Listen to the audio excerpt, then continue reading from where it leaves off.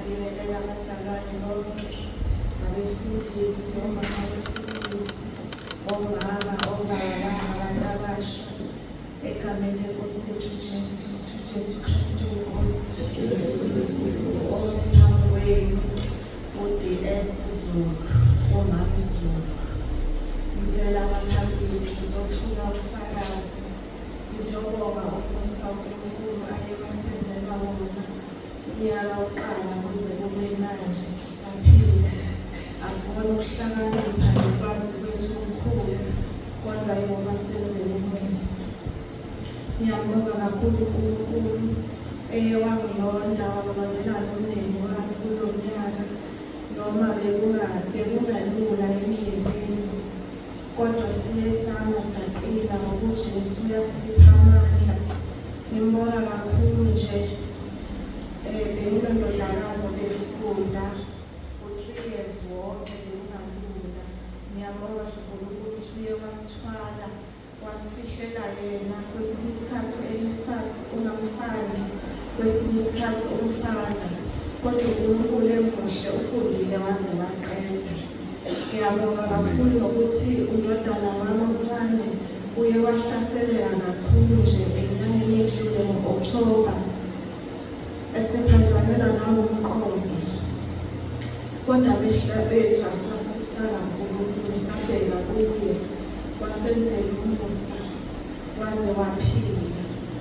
Okuye kwangimakaza kakhulu ekulahlekelweni kwakhe umqondo bekuthi mangabe ukhulekwa nje nabazivula kwabaseRoma 10 abasho kahle angabaphambanisi, kodwa mangabe kukhulunywa ezinye izinto ayiphambanise nje. Ngiyambonga nje uNkulunkulu ukuthi nakuleso simo uye wangenelela.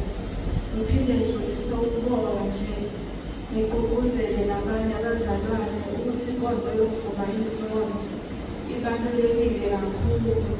Benginenkinga nje, ngihlushwa isifo somnotho, selokhu nje ngaqala nje ukuba ithini, benginenkinga zokuthi mangingena ensukwini kube isikhathi eside 2 weeks, kodwa ngeke ngambona uNkulunkulu engenelela sengivumile izono.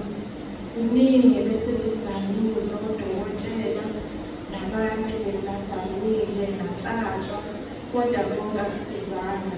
Kuthe ngalo suke ngavuma nalizono, kwathi umntwana kaNkulunkulu mayenguza ukuthi kuko konke lokhu kwenzile kwaphela emuva.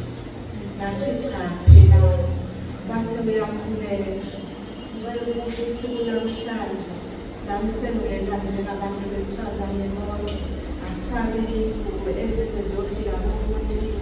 Ngiyambonga kakhulu uNkulunkulu, udumo lonke nginika yena lufanele. Angiboni ukuthi ngingasuka kuye ngibhekephi, ngoba konke uma sikucela kuyena uyasenzela.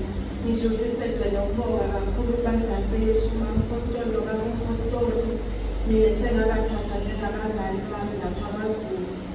Ngiyabahlupha nje kakhulu, sengiyazi ukuthi nje makukhona ekungahambi kahle ngeke ngibikele bona bese bayasithwala ngokukhuleka.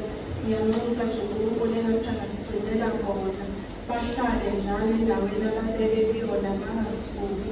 Ngiyabonga kakhulu bazalwane uJesu Kristu.